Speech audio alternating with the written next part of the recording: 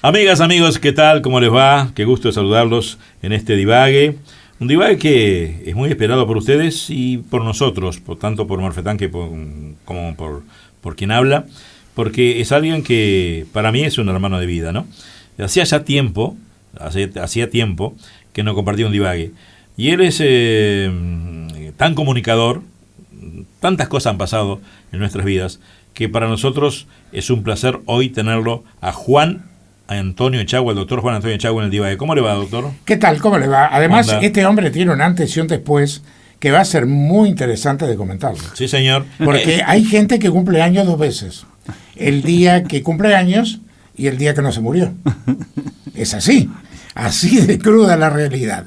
Pero bueno, Juan Antonio, yo me acuerdo que cuando él comenzó con la publicidad Musicalísimo, que todavía pertenecía a determinada clínica, ¿te acordás que yo te dije qué pinta de locutor que tiene? Es el único que sabe hablar, porque la verdad que los demás colegas eran un carro para hacer la promoción. Y bueno, y Juan Antonio demostró con el andar del tiempo, no solo que es un grande teniendo su propia clínica, estando en Minas, estando en el exterior, estando en Carrasco, sino que además tiene un don de comunicación que uno lo deja hablar solito. No hace falta más nada. Es impresionante. Además, me mostraban a mí unas fotos en su casa de Solís, recorriendo la playa, sacando fotos. Ahora se dedicó a la fotografía y hablando de la naturaleza con frases cortitas y al pie. ¿Cómo te va, Juan? Buenas noches a todos. Buenas noches, familia Musicalísimo. Buenas noches, Abel. Buenas noches, Jorge. Nada, contento de estar en casa. En tu casa. Contento. Bueno, hablando de la naturaleza. Podemos decir, a ver, vamos a contarle a la gente. Estamos acá y hace 10, 15 minutos que no paramos de reírnos. Sí, sobre todo. Claro, no paramos de reírnos. Entonces, eso es cuando de nosotros ¿no? Y de los otros. De nosotros, muy bien, Jorge, de nosotros y de los otros. Juan, a ver si apelo a tu memoria. ¿Cuánto hace que estamos juntos? Y yo diría que cerca de 16 años ya. 16 años juntos. 16 años que estamos juntos. ¿Cuántas cosas nos han pasado en estos 16 años a ambos, no? ¿Cuántas cosas nos han pasado? A favor, en contra y qué sé yo. Acá sí que ustedes dos son ejemplos de la vida misma. Sí. Porque hubo de todo. Sí. Hubo momentos de decisiones trascendentes, momentos de cambios, que nos momentos tocaron de juntos. Corte. Nos tocaron juntos, sí, juntos. Sí. Es increíble, ¿no? Ahora lo que está diciendo Jorge, ¿no? En estos 16 años hubo muchas cosas que nos pasaron simultáneamente en campos distintos, a Abel y a mí, que recuerdo charlas de la época que nos veíamos, porque ahora no nos vemos más. Hay un estadio que nos pone una distancia enorme entre vos y yo, y bueno, está. Pero que después conversábamos juntos, dándonos consejos el uno al otro, porque las situaciones eran muy parecidas, ¿no? Eran bifurcaciones del camino donde uno tenía que decir, tomo por acá o tomo por allá, y viste como el camino cuando después viene una curva y no sabes qué sigue, ¿no? Además, qué cosa tan curiosa, porque siempre que hubo hechos fermentales entre Abel Duarte y Juan Antonio Echagüe, las dos veces yo estuve echado, entonces nunca coparticipé. Pero es que es verdad. Te juro que hoy no vamos a inventar nada. Es cierto, sí, ¿no? Es cierto. Claro, yo no participé de la puesta nuevamente del ómnibus en marcha, no participé de Padrinos de Luz, de una cantidad de cosas porque justo no estaba. Juan, mira qué lindo para comenzar, que mucha gente está ávida para saber cómo anda el ómnibus. Bueno, a ver, el ómnibus viene buscando su lugar de trabajo. El ómnibus, bueno, todos sabemos que por determinadas decisiones durante 5 años estuvo parado, y bueno, y como todo, cuesta arrancar de vuelta, pero estuvimos trabajando en la zona de Progreso, estuvimos trabajando con abuelos y con niños, y bueno, y ahora estamos trabajando junto al intendente Daniel Martínez, preparando un plan que se llama 17 plazas, en el cual, bueno, vamos a recorrer 17 plazas de Montevideo. Está Joaquín a cargo de eso, Joaquín, mi hijo. Y bueno, y se están estableciendo los lugares para que el ómnibus, y juntamente con un plan de difusión a través de las redes de la Intendencia Municipal de Montevideo, de TV Ciudad, el viejo Canal 5 también, que realmente difundan dónde va a estar el ómnibus para que las acciones sean efectivas. Estuvimos en el Prado, estuvimos en el abrazo de los dos puentes, que es la zona de la Ruta 8, donde se unen Maldonado y Canelones, y en algunos otros lugares, pero orgánicamente estamos trabajando para estar en los 17, en el correr de este año. Recién empieza el año, llegó el último ciclista hace 2 semanas, y decir, todos entendemos que terminó la Semana Santa. Y bueno, estamos trabajando para que 17 puntos de Montevideo, distribuidos fundamentalmente en la zona oeste, pero también en la zona norte y sur y este de Montevideo, llegue el ómnibus. ¿Y cuál va a ser el objetivo principal? No, y también agregándole eso, perdóname Jorge, sí. Ya que hace mucho tiempo que Juan no viene a un divague, así, con el poder de síntesis que vos tenés, Juan, expliquémosle a la gente, porque siempre yo digo que hay gente nueva en el rancho, ¿no? Siempre llega gente a la familia. ¿Qué es el ómnibus solidario y cómo se inició?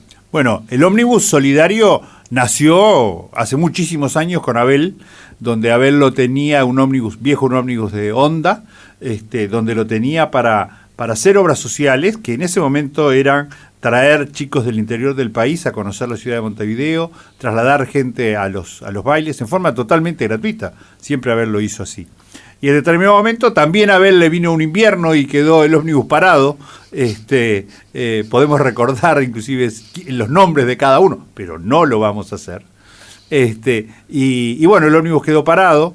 Y bueno, y a Abel, como decíamos hoy, ¿no? Se nos presentó un lugar en el camino en el cual había una ruta a la derecha y una ruta a la izquierda.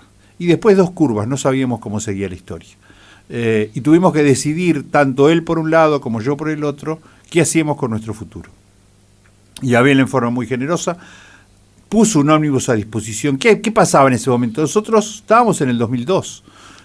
Había mucha gente, recuerdo las campañas de Abel juntando medicamentos, Mariano Raffo trabajando, empezando en Musicalísimo, y tanta gente en ese momento en torno a Musicalísimo, ayudando gente, porque el Uruguay estaba muy mal en ese momento. Y bueno, nosotros con Abel empezamos a ayudar gente que estaba viendo muy mal, y bueno, y eso nos costó el lugar de trabajo. Y justo Abel también empezó a cambiar de trabajo y se inestabilizó la situación, y decidimos entre los dos, y por la generosidad de Abel, el viejo ómnibus, bueno, tomarlo, arreglarlo. Estaba en el cementerio de los ómnibus en la empresa Núñez, lo fuimos a buscar, y bueno, y lo reacondicionamos y transformamos un ómnibus de pasajeros en un consultorio oftalmológico móvil, equipado con toda la tecnología. Me acuerdo que viajé a Chicago a comprar todos los aparatos que se pusieron en el ómnibus. Y así fue que durante los últimos años del gobierno de Jorge Valle y los primeros años y todos los años del gobierno de Tabaré, empezamos a dedicarnos a ver niños que no tenían capacidad de recibir asistencia para sus ojos. ¿Por qué? Porque ¿qué pasaba? No existía ningún tipo de afiliación para esos niños, solo les quedaba salud pública. Y en salud pública la mitad de los médicos faltaban el día de la consulta. Y la persona decía, tengo solo plata para 2 boletos y me lo voy a gastar yendo allá para que el médico no esté o no consiga turno y tengo que volver a casa. Y me quedé sin plata para comprar la leche y el pan. Entonces, bueno, con Abel vimos de que en ese momento que toda esperanza se había perdido, debíamos ir nosotros donde estaban los pacientes. Y por eso el ómnibus se transformó en lo que fue y en lo que es hoy. Un vehículo para ir donde están los pacientes. No a sentarse a esperar que vengan los pacientes, sino nosotros ir en busca de ellos. Yo siempre lo recuerdo, Juan, que fuiste vos, me acuerdo la primera vez, Cerro Colorado, la primera vez que sale el ómnibus a una escuela, y va Chahue, con sus técnicos, ¿verdad? María Elena Artagabeitia, la viuda de Callinal, que hoy tiene 97, 98 años y nos está escuchando, fue la que me impulsó a que fuéramos con el ómnibus de Cerro Colorado. Y nunca me olvido de aquella anécdota que vos lo contaste al aire, me la contaste a mí, y yo de vez en cuando la recuerdo, cuando una maestra, con todo el mejor ánimo, ¿no? O sea, una maestra no es oftalmóloga, y cuando iban a ver a 2 chicos, creo que una chica y un chico, le dice, no, doctor, no los vea porque ellos son mogolitos o no entienden. Y vos dijiste, pero vamos a verlos igual. y el tema es que no escribían ni nada, ni sabían nada porque no veían. Y explícalo vos esa parte. Exactamente. Eran 3 hermanos, y nos dijeron, tienen un retardo, o como hoy bien decimos, capacidades diferentes. Pero claro, iban a la escuela porque los padres los mandaban a la escuela y trataban de educarlos, ¿no? Pero los chicos no respondían a nada. ¿Por qué? Porque no veían ni a la maestra. Tenían una miopía tan alta que no veían ni a los compañeros de clase, y los chicos que no ven se transforman o en muy excitados y se comportan muy mal en clase porque se aburren, o en extremadamente introvertidos y tímidos porque temen al mundo, no saben con qué se van a pegar, no saben lo que está pasando. Y bueno, esto es lo que pasaba con esos chicos. Y me acuerdo que les dimos los lentes y llamamos meses después y eran de los mejores de la clase, porque bueno, estaban ávidos, deseosos, hambrientos de conocimiento y de estudio, y cuando le pusieron los lentes descubrieron que el mundo existía. Le estamos recordando todo esto porque ya ahora, el 12 de mayo, con Musicalísimo cumple 32 años, menos 16, ¿cuánto es, Jorge? 16, la mitad de la vida. Bueno, 16 años que estoy con este hermano de vida que es el doctor Juan Antonio Echagüe, y que hace 16 años que estamos en el tema del ómnibus. Cumpleaños de los 50, cuando cumplí. Exactamente. No, en realidad hace 14 años. Hace. 14 años, 14. bueno. No, 16 también. No, 16. Ya en el y me acuerdo que estamos en tema de recordatorio porque es lo que se ha hecho en 32 años en esta faceta, ¿no es cierto? Claro. Y también me acuerdo que un día Echagüe, que lo va a contar él, y después se operó, para que ustedes lo sepan, y aquellos que no lo saben, lo sepan ahora en este divague. Un día que Juan lo va a contar, llega un peón de estancia del interior, porque el patrón le había dicho que hablara con un tal Echagüe, que le escuchaba Musicalísimo, a ver si lo podía operar. Pero contalo vos esa parte. Sí, un muchacho joven, 40 y pico de años, ciego totalmente por catarata, de Aguas Blancas, del departamento de Durazno, no me olvido nunca. Y nosotros ya estábamos con Abel operando a algunas personas que estaban ciegas, y lo que hacíamos era aquel que nada ve y nada tiene. Y no teníamos ni socióloga, ni existía el MIDE, ni existía nada. Era: presentate, hermano o hermana, y si vemos que sos ciego y nos decís que sos pobre, te operamos gratis. Entonces la consigna era esa, ¿no? Para los que nada ven y nada tienen. Y bueno, lo hacíamos con Abel y no permitíamos que nadie nos ayudara. Porque bueno, no queríamos manejar plata con Abel, todo ese problema. Y entonces, bueno, el dueño de la estancia le da a este hombre $150 y le dice: anda a ver a este tal Echagüe, a ver qué puedo hacer por vos. Y cae, me acuerdo, con su señora esposa, con eso, con lo clásico que cae la gente a veces del interior, ¿no? Un par de chismosas llenas de ropa, un poco de comida, galleta, termo y mate. Y bueno, y entonces dice: manda esto a ver si usted qué puede hacer por mí. Y me acuerdo que en ese momento lo hablamos con Abel y dijimos: bueno, este hombre que le acaba de dar este dinero a esta persona que está ciega, 40 y pico de años, ciego. Dijimos: este es su padrino de luz, le va a devolver la luz a este hombre. Y aceptamos ese dinero. Porque la gente nos llamaba y nos preguntaba: ¿cómo puedo participar? ¿Cómo puedo ayudar? Y nosotros decíamos: no queremos que envíen dinero, no queremos que envíen nada. No, pero abran una cuenta. No queremos dinero, decíamos con Abel. Y bueno, lo operamos, salió viendo el señor, y me acuerdo que bueno, que ahí nacieron, de ese hombre, que nunca supe el nombre de ese dueño de una estancia en Aguas Blancas, en Durazno, nació el concepto de los padrinos de luz. Y tanta era la alegría del hombre que yo seguí operando, y me mandan al rato preguntar, dice el señor de Durazno si puede tomar una cerveza hoy de noche. Y dígale que sí, que no hay problema. Bueno, está al rato de vuelta. Dice el señor de Durazno si puede comer un poco de asado que tiene hoy de noche para comer, que trajo frío de Durazno. Sí, puede comer. Bárbaro, yo seguí operando. Y al rato: perdóneme, doctor, dice el señor de Durazno si puede festejar con la patrona, que ahora ve. Digo: que festeje, tranquilo, hermano. Y como esas pasaron muchas, porque fuimos, me acuerdo que un día Juan, que fue el ideólogo de todo eso, porque Juan me nombra a mí, pero que el que opera el oftalmólogo, el uno es Juan. Yo daba la promoción a través de la radio. Un día Echagüe me llama y se le ocurre de que vinieran... A ver, vos que tenés más memoria que yo. 6 pacientes de Bella Unión.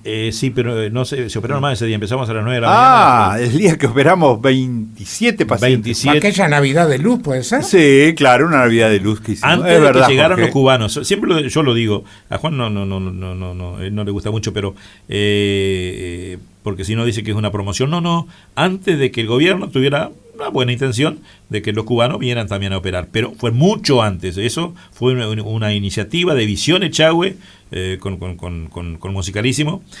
Y me acuerdo que transmitíamos, te acordás de Karina, Sí, María José, claro. que íbamos a Jorge transmitir. Techera estaba. Estaba el padre, que bendijo el ómnibus la primera vez que salimos y rompimos esa primera vez también, ¿te Sí, acordás? rompimos el ómnibus. Y bueno, hay anécdotas simplemente para hacer un simple relevamiento de todo lo que ha pasado con mi querido amigo Echagüe y de lo que ha hecho este hombre, que hoy vamos en esta hora y media que para hablar con Juan necesitaríamos 3, al ser de 0 a 3. Pero después, yo recuerdo que se operó, nunca me olvido de esas anécdotas que me cuenta Juan porque son muy, muy lindas, ¿no? Que operaste a un señor del interior que cuando vos le dijiste, ¿usted quiere ir a la radio o dar su Flaco testimonio? Techera. El flaco, bueno, ahí Flaco está. Techera. El tipo dice, no, doctor, voy a ver el mar, no sé cómo fue que te dijo. Claro. Era, ponele que vos empezabas a la 1 de la tarde en aquel momento. Sí, es cierto, 1:30, 6:30. Y claro, yo lo vi 12:30 y era un ciudadano de Montevideo que hacía años que estaba ciego y lo cuidaba el barrio. El barrio se turnaba cada día un vecino distinto a darle una vez en el día a darle de comer. Comía una vez por día el flaco. Que le llevaban los vecinos, ¿tá? Cada vecino un día distinto. Y lo que se encargaban era de levantarlo de la cama y sentarlo en un banco. Y pasaba todo el día sentado en el banco hasta que venía otro vecino y lo acostaba. Esa es la vida del flaco Techera. Los vecinos nos escriben y bueno, un padrino de luz ayuda al flaco Techera a operarse de catarata. Yo lo veo al otro día, estaba impecable el flaco, veía bárbaro. Digo, bueno, vamos a esperar un ratito que vamos a salir con Abel para agradecerle. No, yo no espero nada. Entonces lo miro y le digo, flaco, estaba ciego y hoy volviste a ver, es para agradecerle. Abel, discúlpeme doctor, no tengo tiempo. He perdido mucho tiempo de la vida ciego y ahora no puedo parar. Le digo, ¿y dónde vas? A ver el mar. Y arrancó por volver para abajo. Nunca más lo vi al flaco Techera. Debe vivir porque es un hombre de 50 y pico de años. Y bueno, pero lo interesante es que todas estas cosas que estamos hablando, Abel, que parece que nos batimos el parche vos y yo y lo que hicimos acá, no, fue lo que hizo la gente. Fue lo que hizo la gente, porque nosotros lo único que hacíamos era como al revés de la radio. Hoy nos están escuchando ustedes a nosotros, pero en realidad lo que hicimos en ese momento fue escucharlos nosotros a ustedes. Se invirtió la radio. Usted le hablaba a su aparato de radio o a su teléfono y nosotros lo escuchábamos de este lado. Y inventábamos cosas para que sus sueños, porque eran sus sueños de volver a ver, sus sueños de que los niños vieran mejor, los sueños de tener un país mejor, los sueños de que las cosas no fueran tan complicadas para tomarse la presión en los ojos, de que se creara la cultura de tomar la presión de los ojos a los pacientes. Me acuerdo las llamadas de la gente diciendo, yo voy al oftalmólogo y nunca me tomaron la presión. Y nosotros dando manija, que la gente pidiera eso, y mis colegas diciendo, che, ¿cómo le vas a dar manija a los pacientes? Ahora todos los pacientes me piden que le tome la presión. Y sí, y hoy existe, que no vamos a decir que es por nosotros, pero también ayudamos con nuestro granito de arena, el Día Mundial de Glaucoma. Y hoy se toma la presión en las plazas, y nosotros estuvimos en la intendencia, y todo el mundo tiene conciencia de que el glaucoma es una cosa muy importante. Y bueno, y esas son las cosas que escuchando nosotros a la gente, buscamos herramientas, inventamos, transformamos un ómnibus en consultorio, me acuerdo que el primer verano que trabajó el ómnibus, íbamos a las escuelas donde los niños seguían yendo para poder comer, porque si cerraba la escuela los niños no comían. Entonces mantuvieron una cantidad de escuelas abiertas. Me acuerdo que en aquel primer año el maestro Oscar Gómez mantuvo una cantidad de escuelas abiertas, lo llamó Verano Solidario, para que los niños fueran a comer.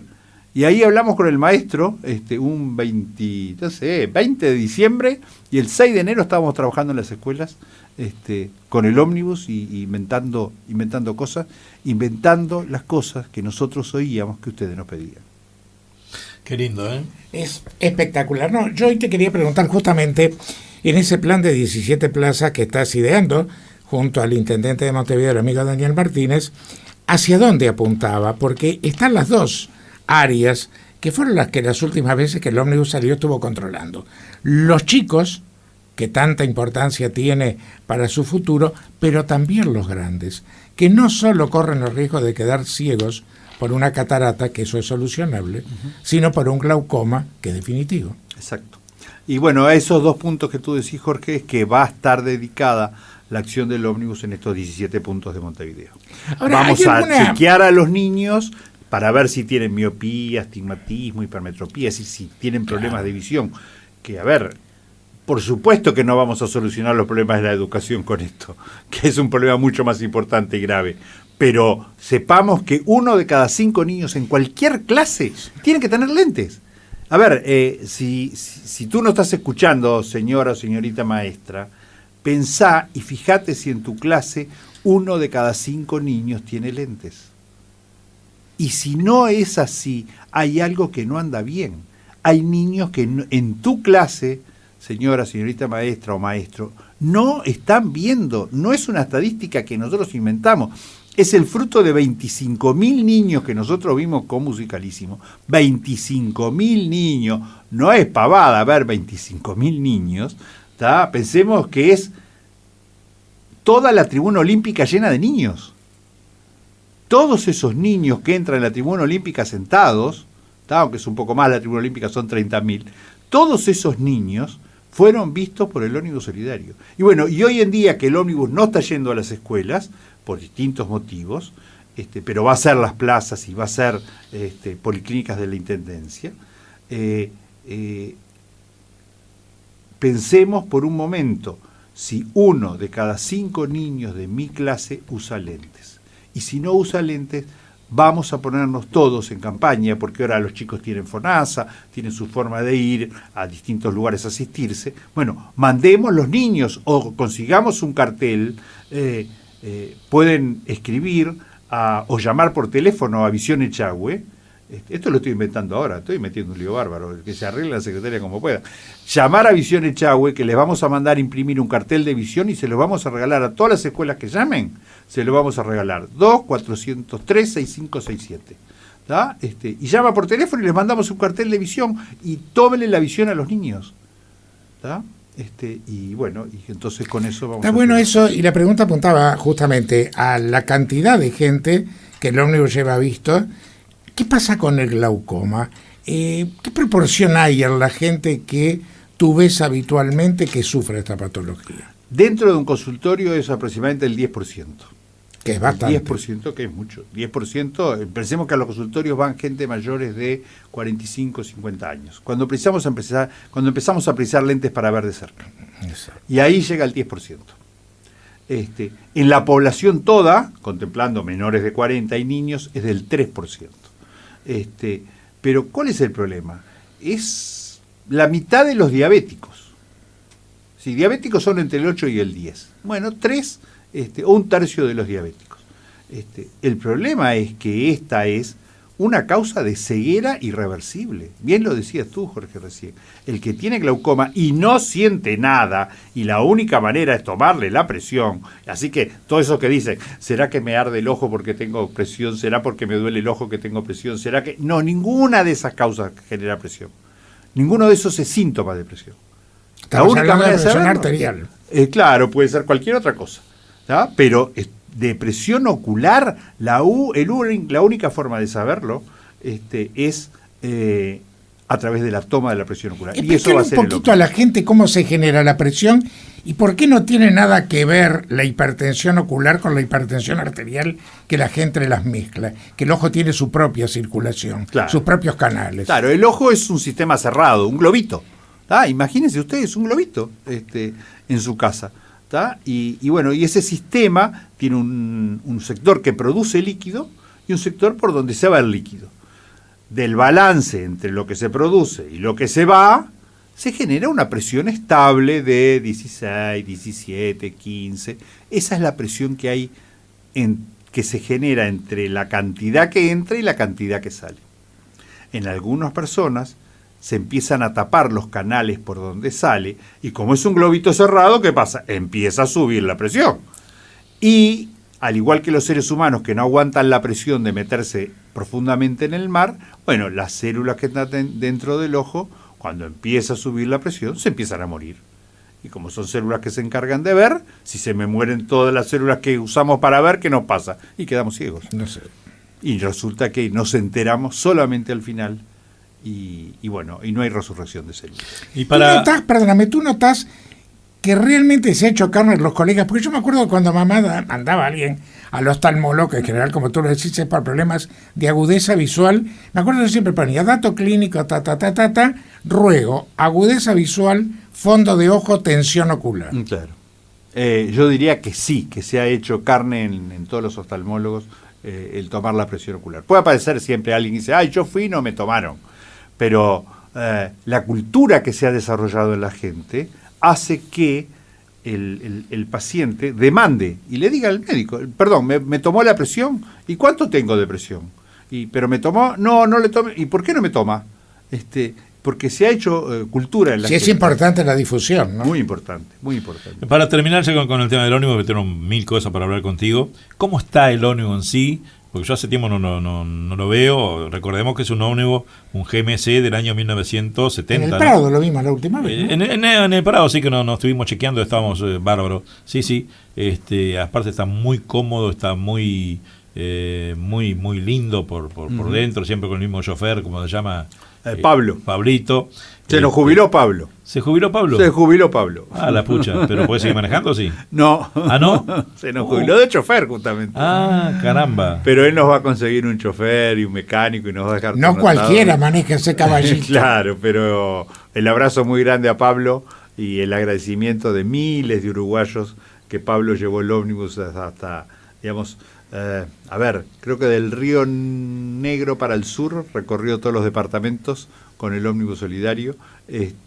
Y bueno, y hoy Pablo ya ha llegado a sus años y muy responsablemente nos dijo, yo ya no estoy para estar manejando. Pero bueno, pero le vamos a dar otra función a Pablo para que siga estando con nosotros. Bien. El ómnibus, te cuento, está impecable.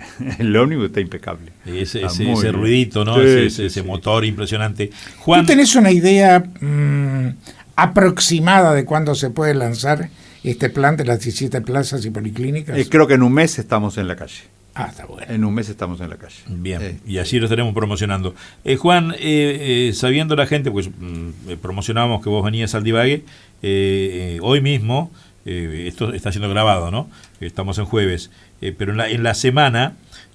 ¿Cómo que en jueves? Hoy es domingo, ganó Nacional, le ganamos a Rosario Central 3-0. Ah, le ganó ya. Claro, Peñarol perdió la punta, ahora el domingo. No me digas. Claro, y Nacional volvió. No me deje triste.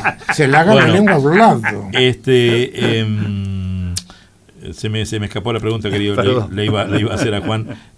No, la gente me hablaba, ¿en qué está el tema de las células madres? Bueno, a ver, innovar, crear cosas nuevas es muy complicado. Lo estoy aprendiendo y es muy difícil. ¿En el mundo o específicamente en el Uruguay?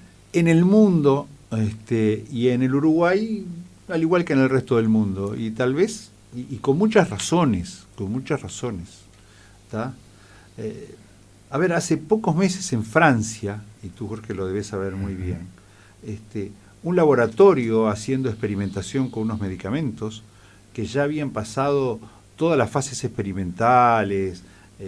Expliquémosles a la gente que las drogas primero se prueban en líquidos, a ver cómo reaccionan, después se prueban en pequeños células que están creciendo, después se prueban en pequeños animales, después se prueban en perros, en gatos, hasta que se llega, hoy se sabe, ¿sabe cuál es el animal más parecido al humano? No. El chancho. Ah, mira. Sí, el chancho es genéticamente igual al ser humano, no es el mono, es el chancho. Mirá. Es el que tiene el mismo prácticamente ADN que el ser humano y las mismas respuestas inmunológicas y las mismas respuestas a la tolerancia de los trasplantes, etcétera, que el ser humano.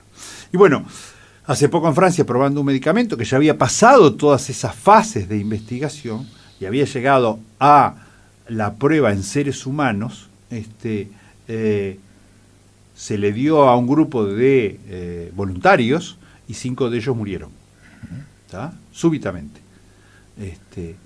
Eso ha hecho que toda la industria farmacéutica y toda la industria de los procedimientos médicos esté revisando sus procedimientos y esté con mucho cuidado autorizando o no nuevas cosas.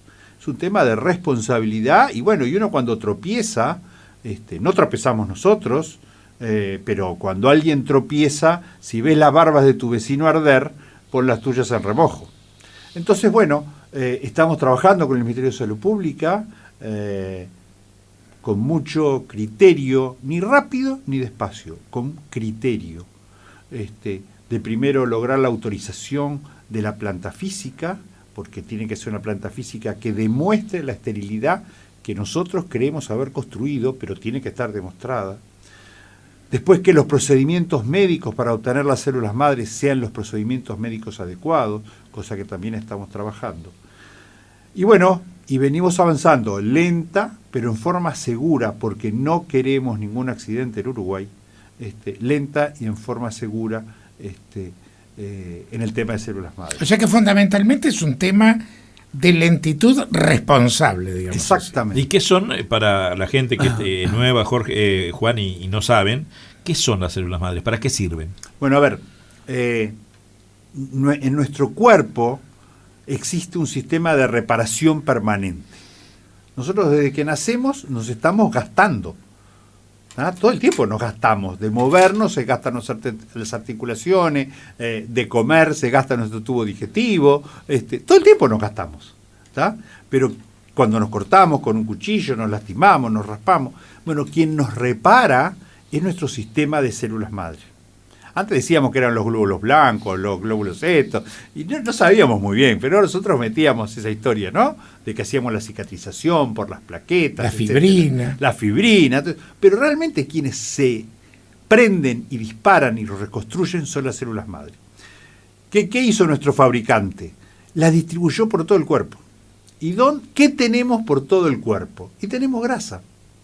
Tenemos grasa distribuida en todo el cuerpo. Desde nuestro cabello, está impregnado en un tejido que hay grasa, hasta la planta del pie, todos tenemos grasa, en todos lados. Y en ese lugar, en la grasa, viven unas células envueltas en unas bolsitas que están dormidas, permanentemente dormidas. Y cuando ocurre una herida, que va desde un corte con un cuchillo a un infarto, o un accidente vascular cerebral, o un proceso de artrosis, o procesos renales, se liberan en el cuerpo una serie de sustancias que las despiertan a esas células. Y les dice, por favor, soy riñón, ayúdame. Y esas células, que son totalmente indiferenciadas, es decir, son simplemente un ladrillito, se pueden parecer cualquier cosa. Un ladrillo puede terminar siendo o el Palacio Legislativo, o el parrillero de la casa de cualquiera de nosotros, o un rancho. El ladrillo es ladrillo, ¿no? Bueno, ellas son ladrillitos, se ponen a reconstruir ese tejido que las llamó y les pidió auxilio. Se transforman en células de riñón, se transforman en células de cerebro, se transforman en células del corazón, se transforman en células de la piel, etc. Esas son las células madres, como nuestras madres, capaces de generar nuevas vidas. ¿Tá? Y bueno, esas células madres distribuidas por las grasas fueron aisladas por un científico argentino que trabaja en la ciudad de Los Ángeles, el doctor Gregorio Chazenbalk, y bueno, esas fueron descubiertas dentro de la Universidad de California, y la Universidad de California concedió a este investigador, y él la compartió con nosotros, la posibilidad de trabajar en Uruguay con esas células. Ningún otro lugar del mundo existe. En Japón hay unas parecidas que te digo, las compró, te vas a asombrar, puedo decir un nombre de marca, ¿no? Sí, claro. Mitsubishi. Dice, como el de los autos, el de los televisores, Sí, Mitsubishi tiene una parte que es farmacéutica y compró de una científica japonesa unas células parecidas a estas, en millones y millones de dólares. Y bueno, en Japón prácticamente se precisa autorización del emperador para tratar pacientes. Y bueno, y acá estamos tratando de avanzar. Creímos, y así lo contamos, y disculpa si creamos muchas ilusiones, que íbamos a poder avanzar más rápido. Pero realmente estamos avanzando, pero lentamente, pero en forma, como bien decías tú, responsable, Jorge, y segura.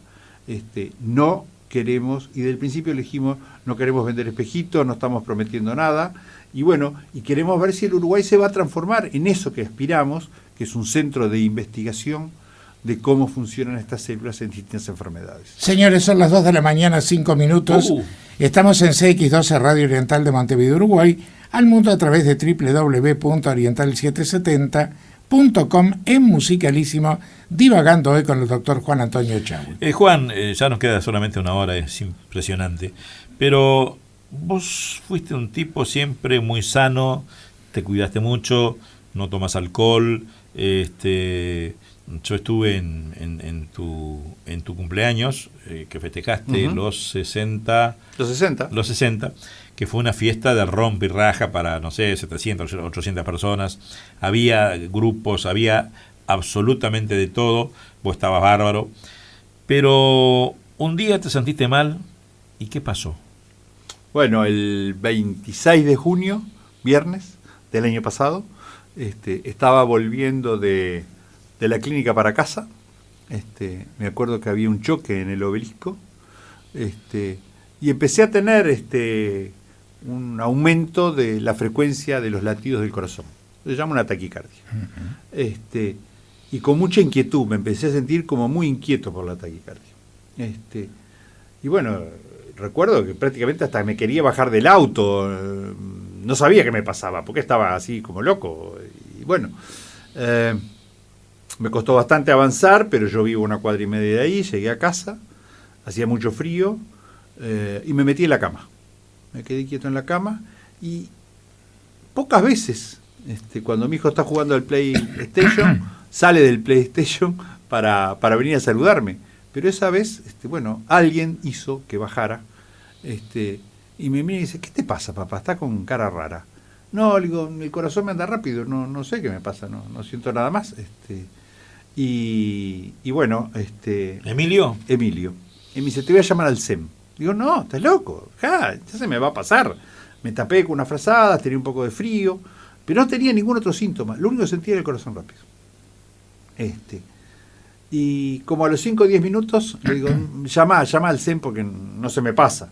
Ya llamé, me dice. Sí, él se dio vuelta con sus 16 años en ese momento y ya había llamado al SEM. Que se portó fantástico, estuvieron en línea con él cuando él les dijo que era menor. Le dijeron no cortes, y se quedó todo el tiempo un médico hablando con él. Él iba contando cómo yo me sentía. Por otro teléfono llamó a mis otros hijos. Y entonces en un momento les pidió, prendan la sirena, les dijo. Yo sentí eso, prendan la sirena porque se está poniendo peor. Y bueno, llegaron a casa, el SEM, inmediatamente, no estoy haciendo ninguna propaganda, es la verdad. No, es el hecho concreto. Y bueno, me revisó el médico, me dice, sí, estás con una taquicardia, doctor, pero el electro da normal, no aparece nada. Digo, mirá, tengo una inquietud que normalmente no tengo. Me siento, como nervioso con esas palabras que nos enseñan cuando estudiamos medicina, desasosiego. Exactamente. Que nunca sabemos lo que es, pero ese día supe lo que era. Era como un inconformismo interno que no me dejaba estar quieto. Y bueno, me trasladaron a Médico Uruguaya. ¿Pero a pedido tuyo? Porque el médico... No, yo en ese momento ya me entregué. Después que llegan los médicos, hagan de mí lo que quieran. Yo ya no opino. Claro, pero como él te dijo que no la había salido bien. Sí, pero ¿sabes lo que pasa? Que el electrocardiograma hecho en el momento puede no darte nada. Absolutamente. Y entonces me dice, no, doctor, para estar más tranquilo, más usted es médico, no entendemos bien qué está pasando, lo vamos a trasladar. ¿Está? Digo, ¿está? Me traslada a Médico Uruguaya. Aparte vos sos médico de la Médico Uruguaya. Claro, a los 2 minutos estaba rodeado de amigos, y bueno, y me hacían electro, me hacían estudios y nada daba nada. apenas daban un poquitito altas unas enzimas que dicen si el corazón sufrió un poquitito. Pero esos son registros que se hacen, lo mismo que pasa en el hígado con la hepatitis, porque cuando hay muerte de células cardíacas se liberan esas enzimas. Claro, pero era ínfimo, eran ínfimos. Decía, bueno, puede ser por la misma taquicardia, que ya se me había ido. Dice, vamos a dejarte internado, era un viernes, vamos a dejarte internado 24 horas para no mandarte a casa ahora sí. Bueno, está, ¿cómo te sentís? Yo ahora me siento bien. Se me pasó la taquicardia y me sentía bárbaro. ¿Te podían haber mandado para casa otra Sí, vez? claro, pero me dijeron, no, más vale quedate, vamos a ver, vamos a verte las próximas horas. Bueno, mi pensamiento, mi forma de razonar en la vida y mi pensamiento científico nace de un hombre, de un sabio que tiene Uruguay, que como los nietos dicen, sabe todo de todo, que se llama Omar Trujillo Zenós. Con él yo me crié científica y académicamente en el Clemente Estable. Mi pensamiento médico no nace de la Facultad de Medicina, nace del Clemente Estable y nace de Omar Trujillo Zenós. Y hete aquí que la vida hace que un hijo de quien fue y quien aún es, en mi pensamiento, mi maestro, Omar Trujillo Zenós, me viene a atender, el doctor Pedro Trujillo. Y bueno, y Pedro con una calidez impresionante, porque claro, yo para Pedro era como un tío. Yo a Pedro lo veía correr de chiquitito, y bueno, y me decía, Tono, a ver, vamos a ver. Y me dice, mira, yo no sé muy bien qué te está pasando, pero mi señora está por tener familia, me dice, de un momento a otro.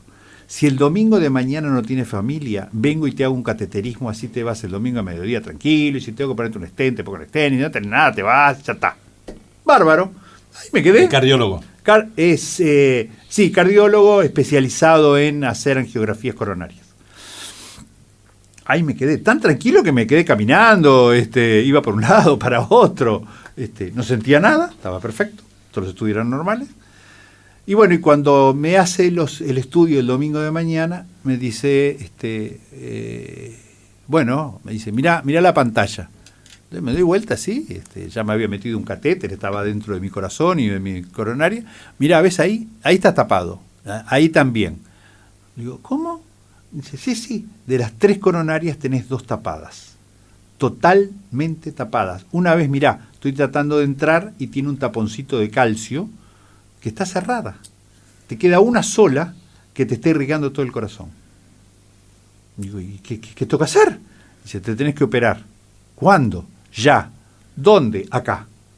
Y bueno, a ver si el hijo de quien ha sido mi mentor intelectual me está diciendo acá y ahora, la respuesta es sí, acá y ahora. ¿Está? Pero ¿qué más pasa por tu cabeza? Aparte de la respuesta positiva, porque es duro encontrar, por más que uno sea médico, a veces tiene ventajas, a veces no, es duro encontrarse con una realidad tan extraña cuando uno siquiera se lo imagina. Mirá, Jorge, yo me acababa de hacer un chequeo completo de todos los colesteroles habidos y por haber. Y que me encanta porque la gente sueña con el chequeo completo y los pacientes se siguen muriendo a la puerta del consultorio del médico. Entonces me había hecho todo, ¿viste? Sangre, orina, esto. Agarré un libro y yo mismo me pedí cosas que decía el libro que no sabía ni lo que eran. Digo, me voy a hacer todo porque todo normal. Con lo cual también los factores de riesgo son de riesgo, pero ni el que tiene todo mal le pasa algo, ni el que tiene todo bien está salvo. Exactamente. Entonces me había hecho todo. Es más, tenía hasta un centellograma cardíaco, que es una forma de medir si la circulación del corazón está bien. A veces se les escapa. Totalmente normal. ¿Por qué? Porque tenía una sola coronaria que me irrigaba todo el corazón. Y entonces daba normal.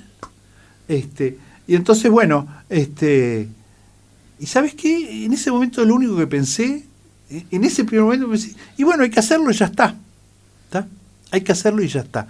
Y de ahí a una semana, que fue cuando me operé, porque tenía una infección en la nariz y yo no me acepté operarme, y ellos tampoco, la gente de LISI. Hay que tener todo en asepsia. Exactamente, la gente de LISI, el doctor Estable, ese equipo maravilloso de gente de enfermería, todo. Bueno, me aguantaron una semana, el doctor Guillermo Rodríguez Polenta en el CTI de MUCAM, No porque estuviera grave, sino si me dejaban bañarme, ir, subir, bajar, porque además no había tenido un infarto, y eso era muy importante. Claro. Solamente había tenido una taquicardia, pero me tenía que operar. Y bueno, ahí viene la parte más difícil, ¿no? Cuando uno, ya tomada la decisión, empiezan a correr las horas y se empiezan a acercar las horas. La ansiedad. Sí, y además, no sé si has visto alguna vez cómo preparan a un paciente para operarse. Lo viví con Yo mi me hermano. operaba a las 8 de la mañana y cayó la enfermería a las 4 de la mañana. Y empiezan, tal como se preparan los cuerpos para los entierros, a lavar parte por parte del cuerpo de uno, a depilarlo, a pasarle aceites, desinfectantes, y empiezan a vendar el cuerpo de uno. Y bueno, uno lo puede decir hoy como gracia, te empezás a sentir una momia o un cadáver, o que es una mortaja, que es lo que te están poniendo. Y bueno, yo me acuerdo que traté de ponerle todo el humor y reírnos todas esas 4 horas de preparación del cuerpo, que fueron muy difíciles. Tan difíciles que cuando me sacan de ahí y me llevan por un corredor donde estaban todos mis hijos parados, mi recuerdo es en blanco y negro. No recuerdo ningún color. Vi a todos mis hijos en blanco y negro. Una sensación muy rara. ¿Antes de la operación? Antes de la operación. Despidiéndome. ¿Ibas con miedo? No pensaba. ¿No pensaste en un después? No. Primero nunca pensé en que me podía morir. Tuve la firme convicción. Eso es importante. Pero vos decías despidiéndome.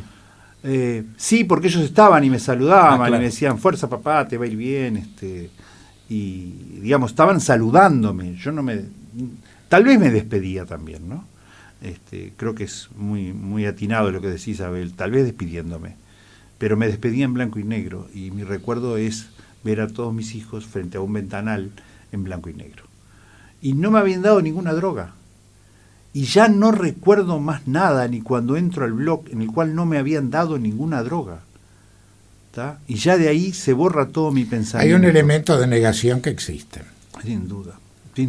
Yo Ya recuerdo no cuando mi recuerdo hermano ni hizo cuando la me muerte. acostaron en la camilla, ni nada. Mi hermano hizo la recuerdo muerte nada. súbita, con resurrección. Yo lo vi a las 3 de la mañana, lo volví a ver a las 7 cuando lo extubaban, y él borró de su mente esa etapa. Uh-huh. Solo recordaba del intermedio para adelante. Claro. Yo borré de las primeras horas, solo recuerdo que bueno, me habían preparado psicológicamente para decirme que iba a despertarme atado, que lo que yo tenía el recuerdo era que enfriaban los cuerpos y le decía, voy a pasar mucho frío, Sí, ya no se hace. extracorpórea. Ya no se hace, ya no se enfría el cuerpo. Bueno, entonces no voy a tener suerte. frío. Pero bueno, me prepararon para que no luchara contra el tubo de que iba a estar entubado. Y lo primero que recuerdo, ¿puedo decir una palabra fuerte? Sí, claro. Recuerdo una voz, yo me acuerdo que yo estaba dormido y luchaba con algo que tenía en la boca, y recuerdo una voz que dice, ¡pa! El hijo de puta se sacó el tubo con la lengua. Me había desestubado yo mismo empujando con la lengua el tubo respirador. Y de ahí no me acuerdo más nada. Y hasta el otro día seguí dormido y, a ver, hay fotos mías despierto, saludando, levantando los pulgares, todo. Tú lo borras. Yo no me acuerdo de nada. Y tenía a mi hijo al lado, que decían, bueno, como estás sin tubo, tenés que hacerlo respirar. Entonces cada 10 segundos me decía, respirá. No me acuerdo de nada. Ahora, siempre se dice que cuando uno toma conciencia, y yo lo veía con los pacientes, hay una sensación dual. Porque por un lado está la euforia de haber sobrevivido y haber salido.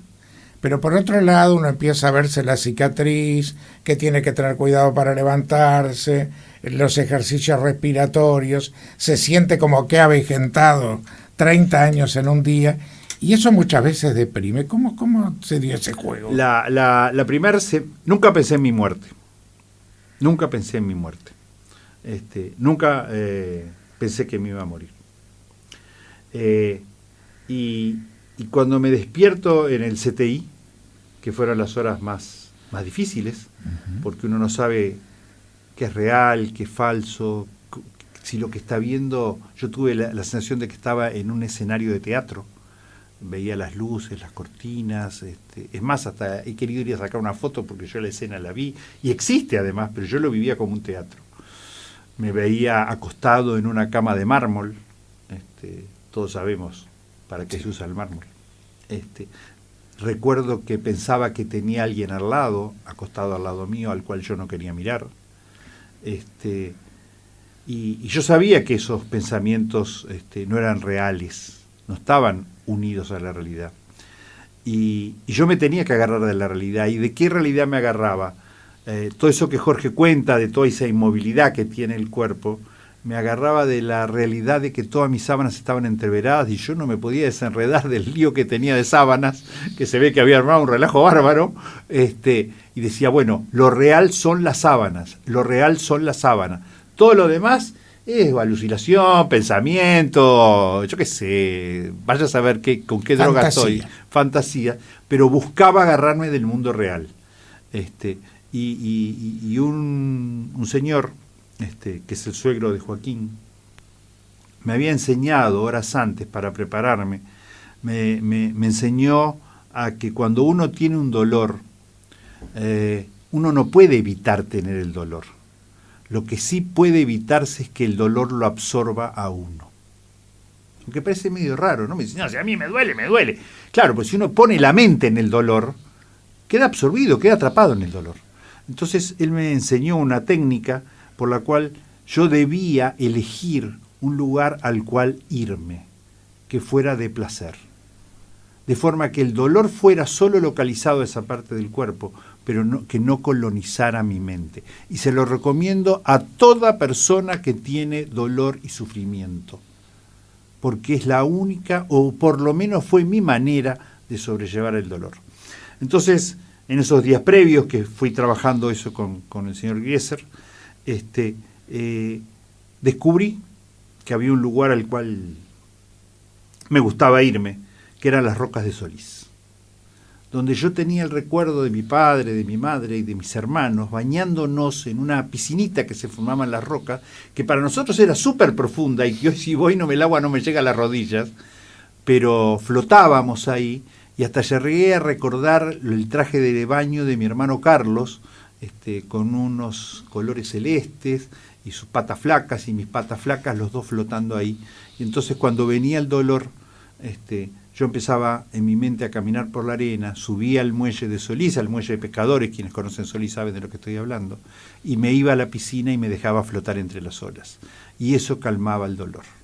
Y estoy hablando de dolores, de maniobras de enfermería que duraban una hora y media, que uno tenía que dejar, y sentía mucho placer entonces en el recuerdo ese, y me dejaba flotar. Y bueno, y quienes sufran dolor, busquen en su recuerdo, en su infancia. A veces son los brazos de la madre, son el abrazo de la esposa, son un beso de un hijo, son un lugar en un bosque, son un rincón, son cualquier cosa. Guárdenlo para ustedes en su corazón, ni lo cuenten a veces, pero tengan un lugar seguro al cual irse en el momento. Puede ser una iglesia, puede ser frente a un crucifijo, ante una imagen de la Virgen María.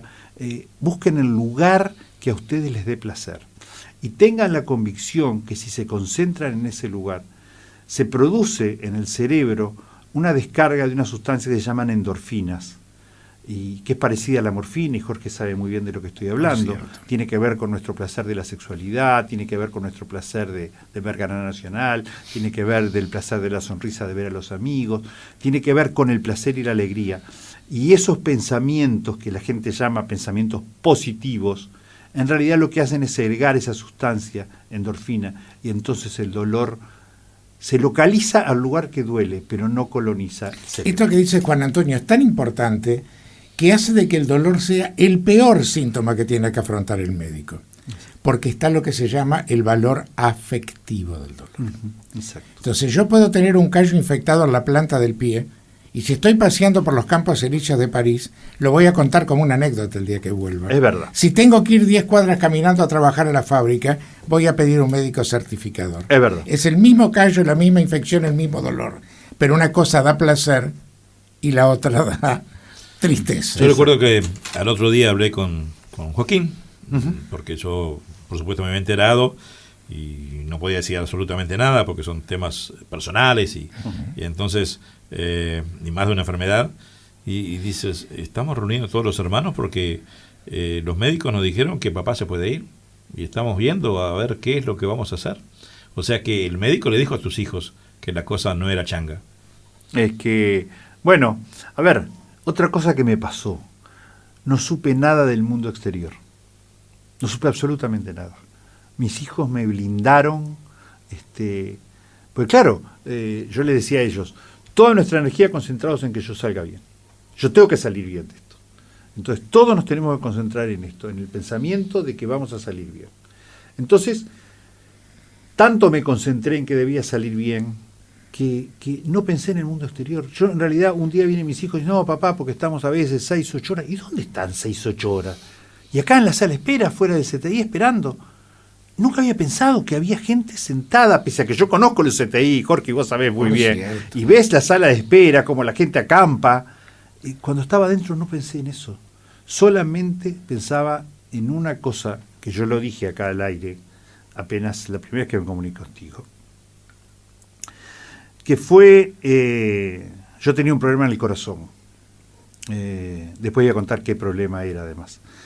Pero nosotros habíamos hecho muchas cosas buenas por muchos corazones. Y entonces mi pensamiento era pedirle a cada uno de esos corazones que me prestaran un pedacito para curar el mío. Y si pensé en muchos corazones, pensé en muchísimos corazones de Musicalísimo. Y no le estoy pasando la mano a Musicalísimo, ¿tá? Porque en Musicalísimo nació la frase de hacer el bien trae el bien. La frase tuya, además. Sí. Y en ese momento, disculpen el egoísmo, yo quería cobrarla.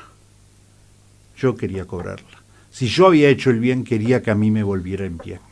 Y volver el bien era que yo sobreviviera a esta situación. Y entonces, si con Abel y con toda la familia de Musicalísimo lo habíamos hecho de corazón, todo lo que habíamos hecho, quería que me lo devolvieran de corazón, a mi corazón. Y pasó, y cada pedacito de cada oyente que puso su corazón, reconstruyó el mío. En los pocos días, mi hermana va a ver a un médico, y le dice, mira lo que le pasó a mi hermano, igual que a mi padre, a los 62 años, hace un infarto, mi padre murió, y yo me había propuesto sobrevivir. No podía perder, ya había perdido una vez, había perdido a mi padre. No podía perder por segunda vez y perderme yo. Entonces, ese médico le dice que es el doctor Carlos Arburúas, le dice a mi hermana que le pidan una lipoproteína A. Mi hermana le dice, ¿qué es eso? Es un colesterol que no aparece en los exámenes normales y que es una enfermedad genética que tapa las coronarias. Si tenés lipoproteína A alta y no tiene tratamiento, la única solución es que te operen. Bueno, va mi hermana y le dice a los médicos, me pide lipoproteína A, que es normal tener 1, yo tenía 65. Oh. Y ahí reconstruimos que tal vez a mi padre le pasó lo mismo. ¿Pero fue antes de la operación eso? No, después de la operación. Y bueno, y otros integrantes de mi familia, tanto de mi generación como de la ahí generación está la siguiente, causa por qué pasó lo que pasó con todos los exámenes. Exámenes normales. Tenía una lipoproteína por enfermedad genética. El determinismo genético. Es brutal. Por eso te pregunta, antecedentes cardíacos en la familia, pero no sabíamos por qué lo preguntábamos. Hoy se sabe que si tenés una lipoproteína alta, te puedes tener el colesterol bueno bajo, el colesterol alto, malo bajo, el bueno alto, todo. Pero si tenés la lipoproteína alta, tenés que cuidarte porque podés tener eso. Una razón más para que el señor Abel Duarte le encanta una frase que no es mía, es de la medicina, que las enfermedades no las tiene el que quiere, sino el que puede. Porque hay gente que hace las cosas muy mal y sobrevive, y hay quien las hace muy bien y se va igual. Exacto. ¿Qué pasa después de eso, Juan? Y después de eso viene lo que viene, ¿no? Es decir, primero luchás por sobrevivir, Claro, calculame, con oxígeno. No podía, si yo respiraba al aire libre no me alcanzaba el aire que había en el ambiente. Entonces tiene que tener oxígeno. Y bueno,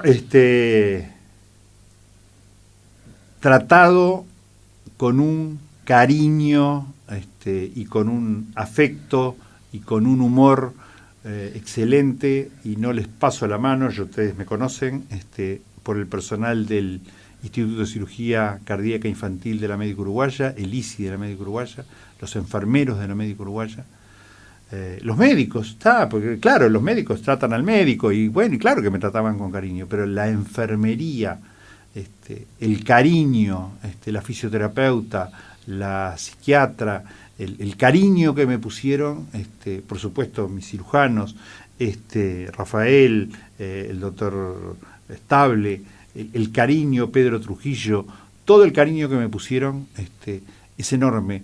Y yo me acuerdo de un señor que se llamaba Salgado, que estaba en la cama de al lado a la mía, compartimos el CTI, después fuimos juntos a cuidados intermedios, y el pobre Salgado tenía 80 y pico de años, no podía ni caminar, y lo trataban con el mismo cariño que a mí. Así que no era ni porque yo era médico, ni que era porque colega de la Médica Uruguaya y nada, era porque ese personal, que además ahí se internan muchos niños y que varios de ellos mueren por enfermedades cardíacas, mueren bebitos. Yo le preguntaba a las enfermeras, ¿cómo hacen ustedes que son madres para soportar la muerte de un bebé? Y dice, bueno, que nos hacemos muy duras y a veces lloramos mucho cuando llegamos a casa, porque nos encariñamos desde el señor de 90 y pico de años a usted, al bebé, y luchamos por cada uno de ustedes. Y luchan con alegría, y luchan con buena onda. Y yo me acuerdo de las bromas que le hacían a Salgado, que además me acuerdo que decía, son unas vivas, dice, se vienen todas juntas y con todas juntas no puedo. No cualquiera trabaja en esas áreas. No cualquiera. Pero 2 de la mañana con 30 minutos, señores. El tiempo vuela, pero es bueno esta historia de vida, porque también acá está la otra cara, ¿no? El estar frente a frente con una realidad que ninguno de nosotros queremos, pero que nos puede acontecer. Juan, ¿y qué te dijeron los médicos después? ¿Cómo debía ser tu vida posteriori? ¿Qué debías hacer? ¿Cuál era el cuidado? Y bueno, a ver, claro, en ese momento sentí que se acabó la vida, ¿no? Sos un pollo mojado. Y te empezás a despedir de todo, ya no haré tal cosa, ya no haré tal otra, en la cabeza te funciona, ahora cuando salga, bueno, veré qué es lo que puedo hacer. Entonces un día viene el doctor Estable y le digo, y doctor, ¿cómo va a ser mi vida ahora? ¿No? Dice, mejor que antes, si te curaste. ¿Cómo que mejor que antes? Y claro, vos estabas enfermo, te operamos, te curaste. Ahora te agarrará un camión, pero del corazón no te vas a morir nunca más. Por lo menos reparado quedaste. Claro. Entonces, ahí, pero le digo, ¿en serio? Sí, claro, hacé lo que quieras. Hacé lo que quieras. Te vas a sentir en pocos meses con más fuerza que antes en la vida. Y es verdad, me saqué 10 años de vida. Dolores en la espalda que yo tenía, dolores en esto. Tengo dolores, porque como dice un amigo mío, si después de los 60 años no te duele nada es que estás muerto. Contame.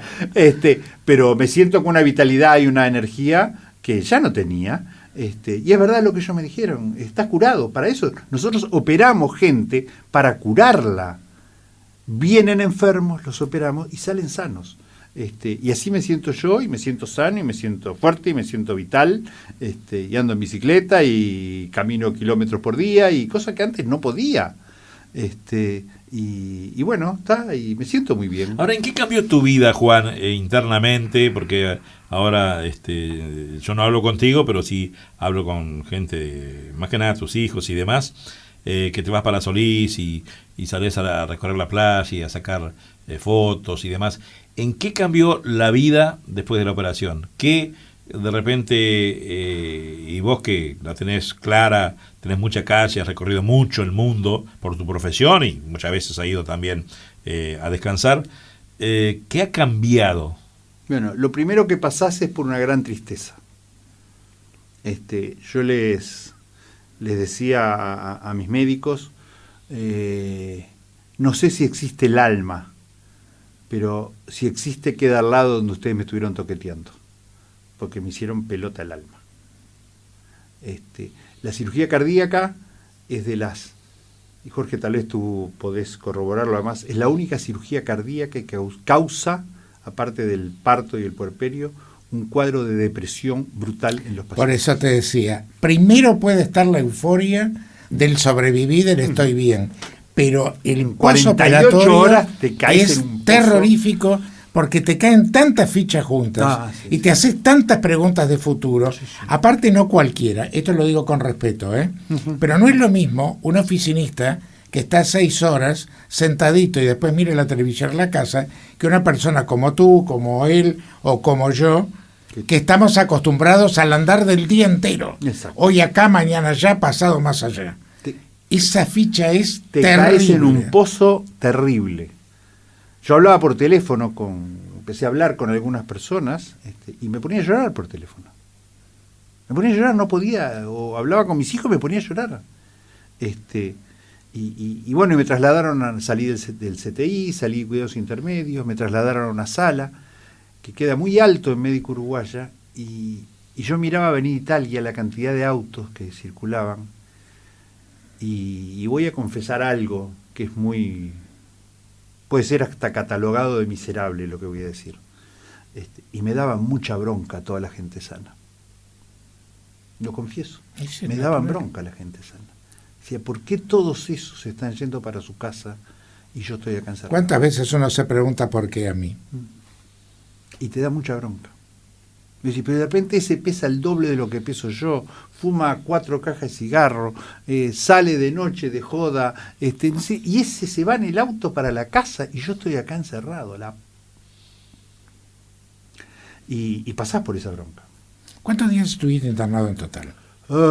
Casi 20 días. Fue un proceso complejo. Sí. La cirugía cardíaca habitual. Tuve 7 días para sacarme la infección, 2 días de CTI, 5 o 6 días de cuidados intermedios y después una semana en sala común. Habitualmente los tiempos son más cortos. ¿Hoy cómo es tu vida, Juan? Hoy es bárbara. Hoy es bárbara. Vos me decías que cambió. Bueno, primero me ayudó mucho a tomar antidepresivos. A los 20 días, al mes de operado, pedí una consulta con un psiquiatra y chao, y tomé antidepresivos. Un hombre de esta casa me dio una gran mano. Pedro Bustelo me dio una gran mano, estuvo todo un domingo charlando conmigo, fue a las 8 de la mañana y a la 1 de la tarde seguimos charlando, y me dio una gran mano, y bueno, y con la medicación antidepresiva salí adelante, tarda 20 días en hacer efecto, pero bueno. Sí, los antidepresivos ahora son de efecto lento y acumulativo. Claro, pero después está, y el 1 de septiembre me reintegré a trabajar. Así que me había operado el primer 7 día? de julio. Porque también es una novedad. Y cuando llegas a la clínica, en esas condiciones. Estaba prohibido festejar de que yo había llegado. Es una era buena un día cosa. más. Era un día más. Yo había estado trabajando hasta el día anterior. Era un día más. ¿Pero para ti fue un día más? Sí, para mí fue un día más. Porque recuerdo y vos me vas a corregir si no fue una MUNU, el que, estando preso 10 años después, volvió al aula de la universidad y dijo, como decíamos Mi ayer. última clase fue ayer. Como decíamos ayer. Y bueno, entonces como yo tenía que bueno, que lo que pasó ya pasó, y ahora estamos, gracias a Dios, vivos y con fuerza, y bueno, entonces, lo que más yo le tenía miedo era ¿qué le pasó, doctor? Cuénteme. Y entonces, bueno, las secretarias me recibieron como todos los días. Buen día, doctor, buen día, pasé, fui a mi consultorio. Y no sé, porque nadie les dijo, pero algo se transmitió, y yo cada vez creo más ahora en esas cosas, algo se transmitió que los pacientes tuvieron la misma conducta. Ningún paciente fue a decirme, doctor, ¿qué le pasó? Cuénteme, ¿cómo fue eso? ¿Está qué? Nada. Todos me abrazaban, me daban un beso y me decían, qué alegría verlo. Mensaje Y silencioso. nada más. Y eso me hizo muy fácil las cosas. Claro. Y bueno, y también uno se pone, yo diría, más reflexivo. y tal vez cuando broman con eso de que ahora escribo cosas en el Facebook sobre los pájaros o sobre... Ahí está, ¿te acercaste más a la naturaleza? Me acerqué Porque bueno, más a- tú no. estás en Solís, te gusta el Sí, mar, te gusta... Sí, pero me acerqué más a lo reflexivo. Más que a la naturaleza, a cualquier evento que ocurra. Esto es radio, ¿no? No se ve acá, ¿no? No. Acá no se ve. Bueno, pero vamos a tratar de que se vea. Yo nací con los Beatles. ¿Tá?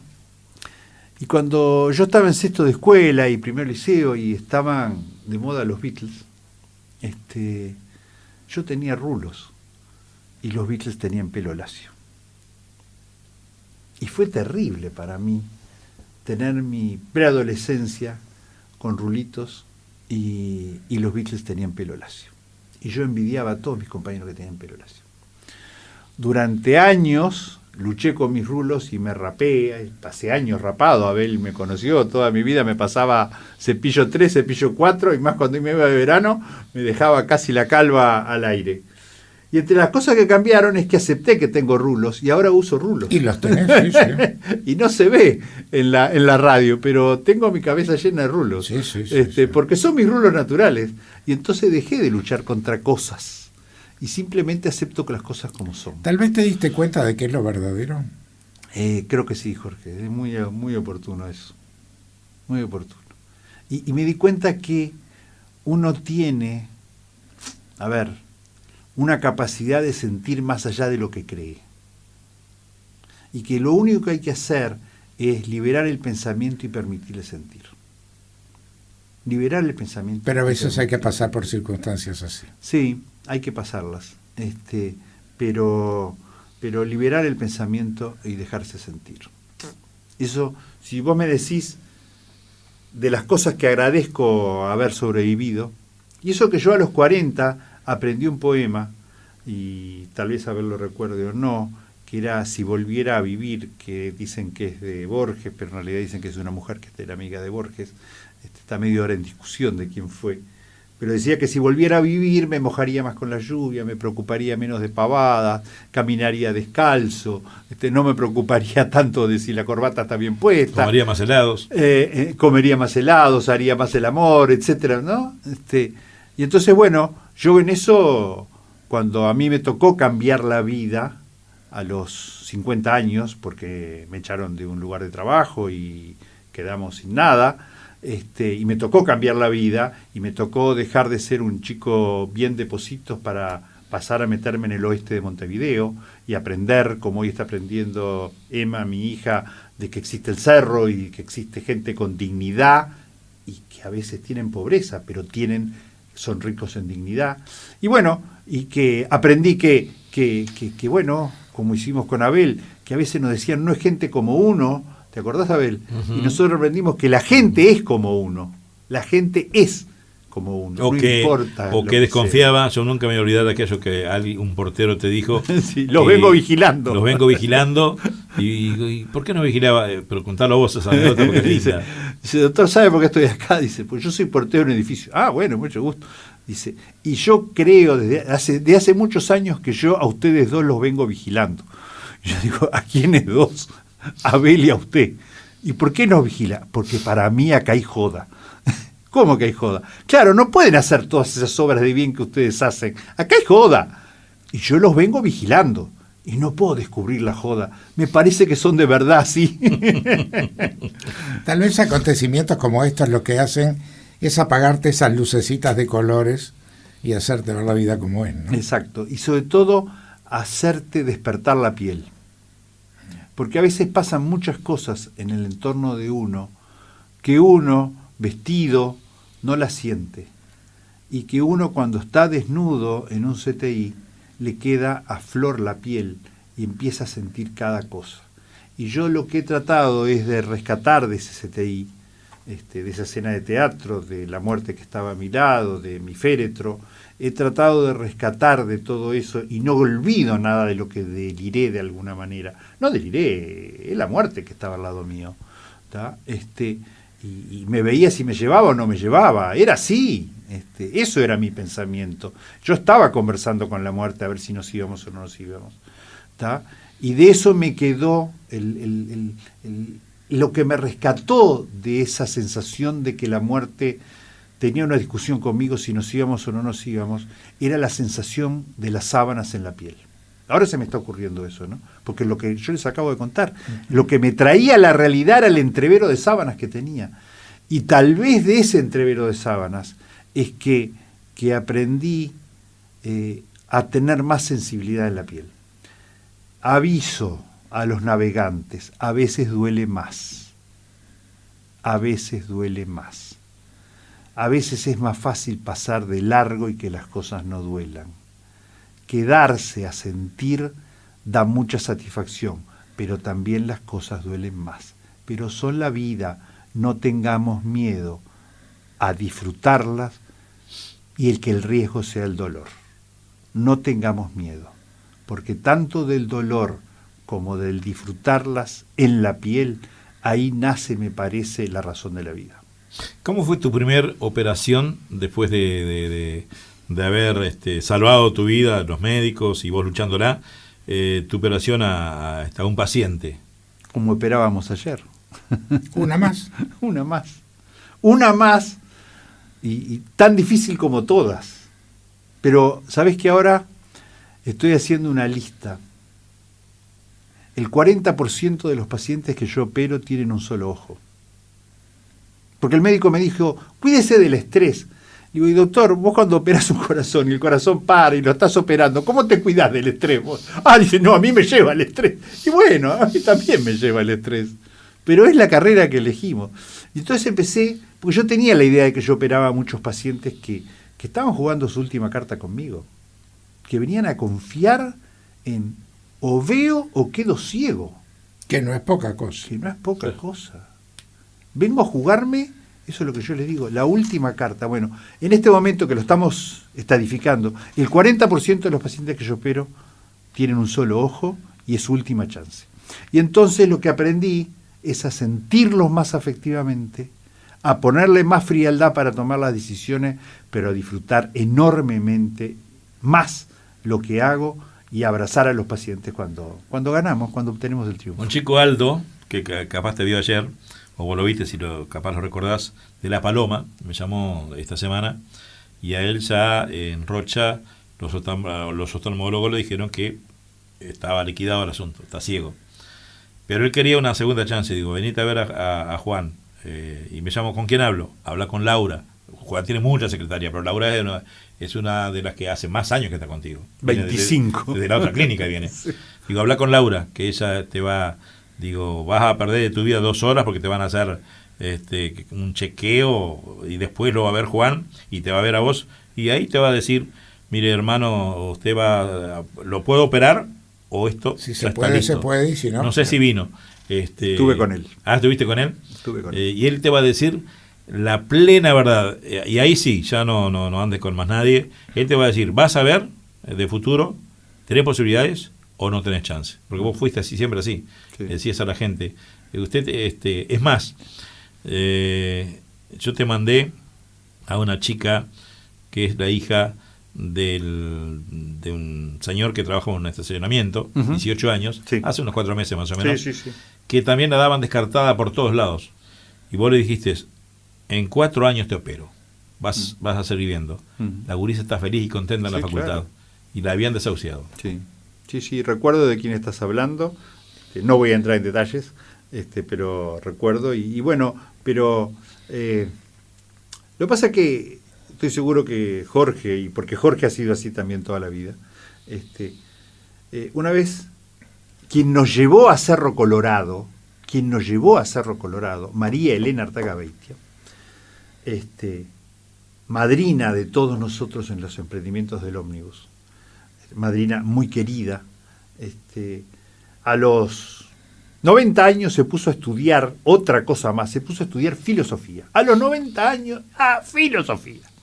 Y entonces viene y me dice, hoy estuvimos en clase y aprendimos lo que es la verdad.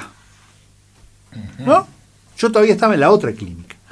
Y entonces le digo, a ver, contame, María Elena, cuénteme, María Elena, ¿qué es la verdad?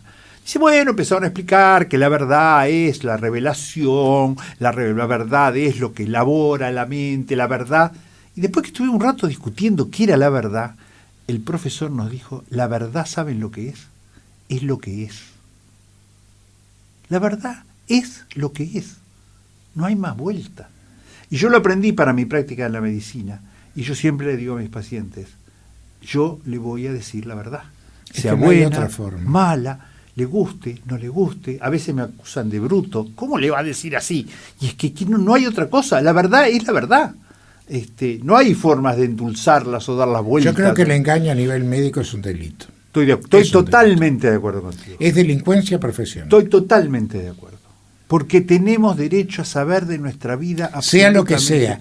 Cosa que se ha puesto en práctica hace no mucho acá. Sí, yo me acuerdo cuando era estudiante, tú tenés un poco menos de edad que yo, hablamos de enfermedad mucho menos edad de que neoplasma, de polimitosis, no vayamos a mencionar un cáncer. Claro. Hasta que la gente cuando se encontró con policlínicas de oncología, no es tonta. Claro. Tiene que saber cuál es su enfermedad, por qué se le va a hacer lo que se va a hacer y cuál es su cuota aparte. Claro. Yo le digo a mis pacientes, mire, la relación es esta.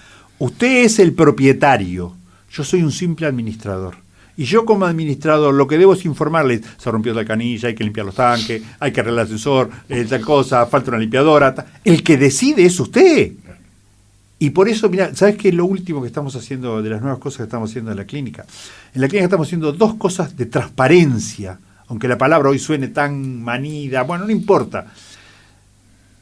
Hay una cámara que está enfocando lo que nosotros hacemos en el bloque quirúrgico. Todos los familiares pueden ver en cualquier lugar de la clínica lo que nosotros estamos haciendo en el bloque quirúrgico.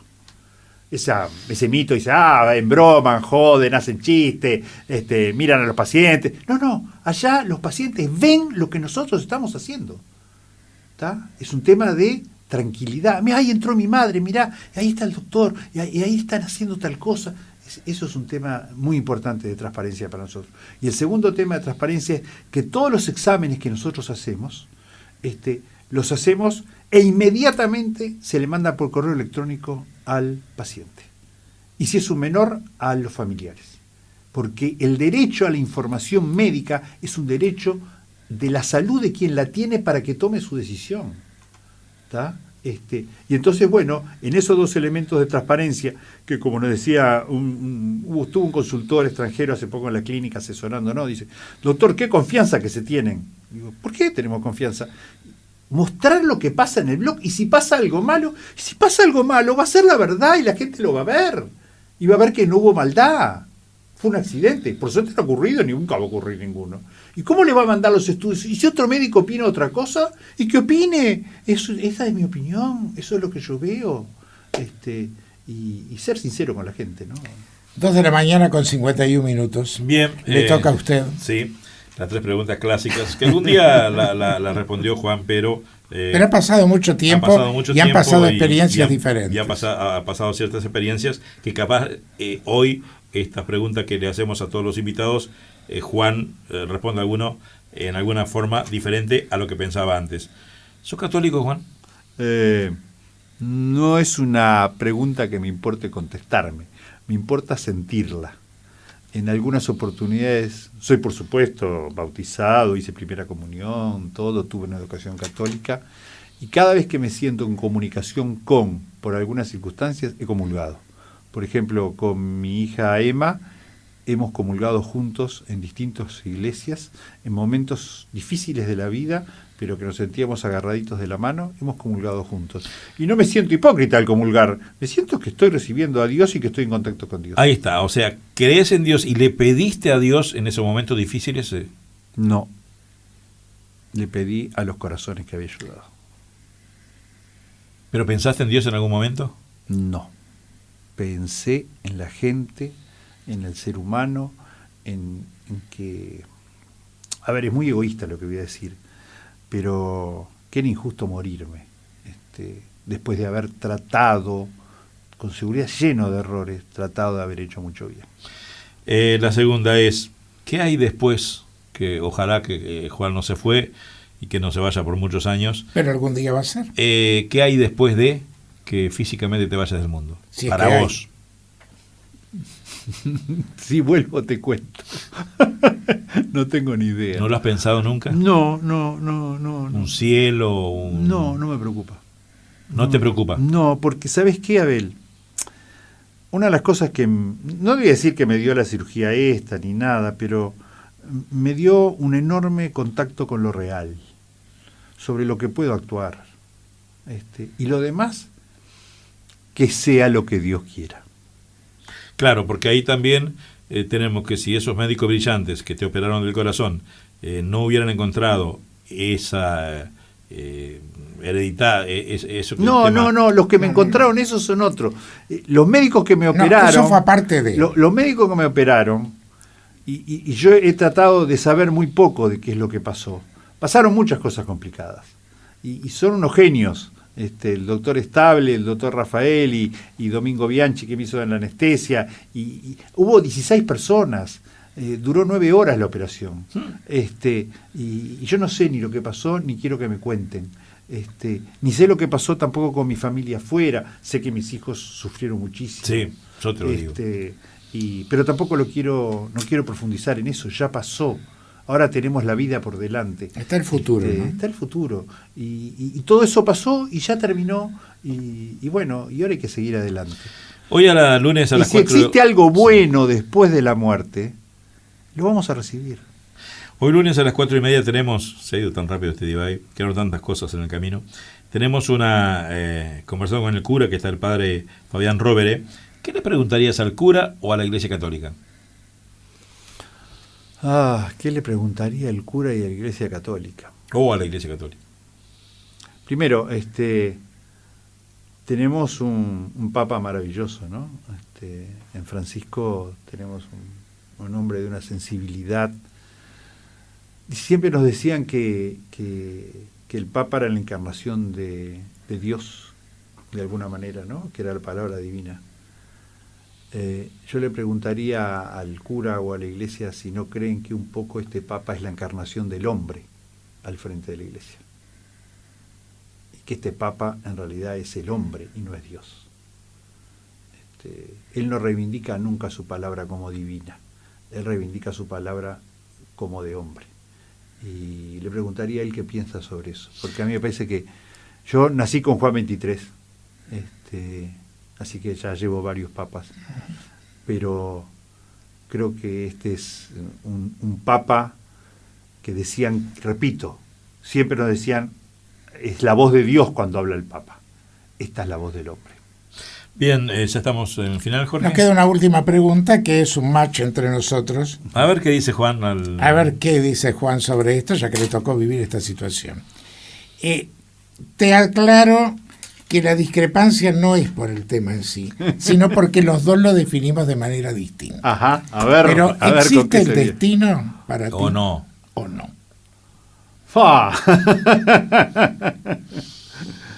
Yo sé que existe lo que uno escribe. Todos somos autores de nuestros presentes minuto a minuto. Todos decidimos lo que queremos hacer minuto a minuto.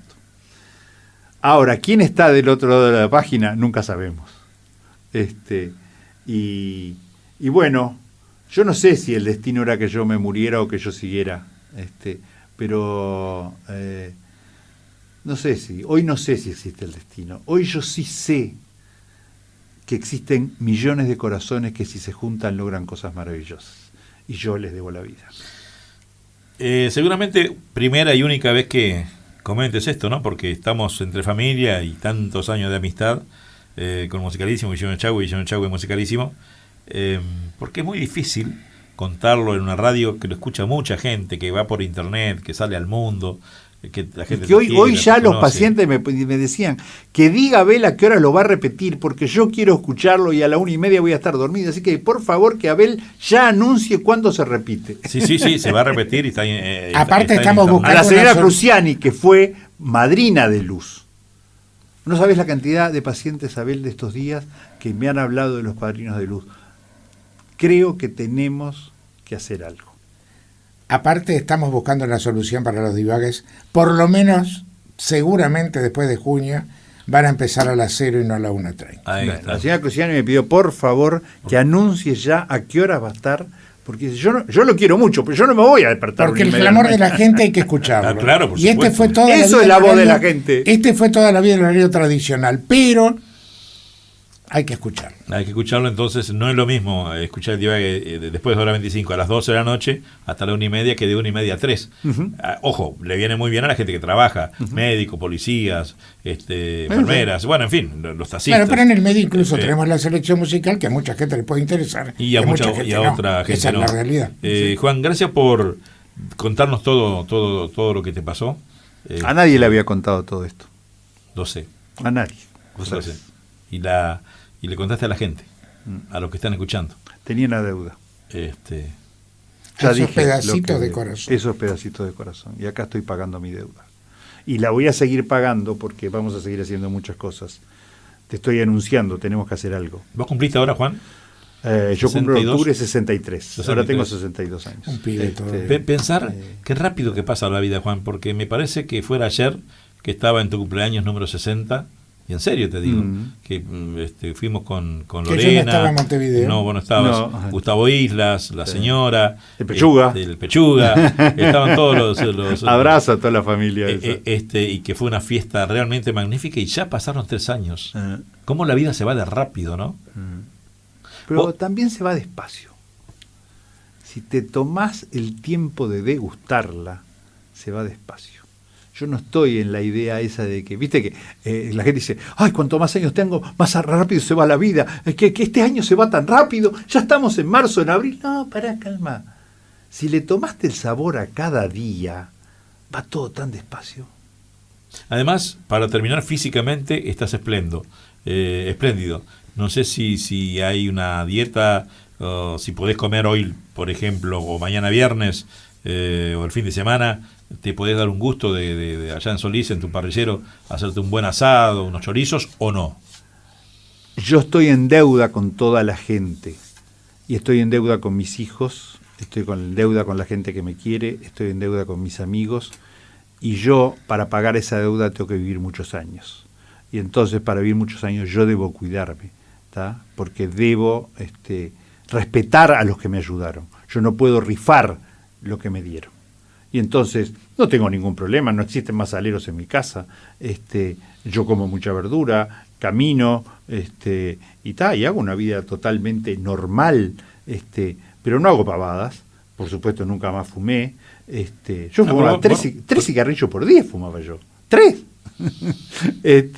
Pero bueno, yo tengo algo que me dieron los cirujanos, me dio la gente, me dieron mis hijos, me dieron todos, y yo en respeto a que me lo dieron, que es esta vida que estoy llevando ahora, debo cuidarla y respetarla. Juancito, gracias por estar acá. Gracias. Esto a es como el ustedes. tema aquel de 38 Special, ¿no? De Second Change. Segunda Sí. chance. Señores, Juan Antonio Echagüe pasó por este divague que va a ser muy comentado sin dudas. Estuvo Henry Lagarde en control de audio. Sí, señor. ¿Y usted qué pase bien, doctor? Y nos veremos en 12 horas. Sí, señor. Hasta Nos luego. volveremos a ver y me encantó, ¿eh? El divague me encantó porque me pasó volando. Es como decimos nosotros, si el divague se te pasa volando porque fue muy Cuando bueno. vemos el reloj nada más que para Tan decir lindo. la hora, Y lo miré. Estamos a 2 horas que comience a ganar Nacional. Ah, sí, bueno. Eso un debería, poco menos. Eso debería dejarlo, ¿vio? Porque le puede causar estrés. Que se cuide porque ya le va a llegar la época de sufrimiento. Por eso mismo, como él quiere vivir muchos años por los amigos, por la familia, los amigos, hay algunas cosas que también debería dejar de ver. Yo no tengo ningún problema, porque como venía de 40 años de superávit, 40 años de déficit no voy a ver porque me voy a ir antes. Gracias, Juan. Gracias a ustedes, querida familia. Señores, de mi parte es eso. No te olvides de algo que para mí es muy importante. Te quiero muchísimo. Un doble beso. Seguí adelante que si vos querés podés y nunca dejes de existir. Muy buenas noches.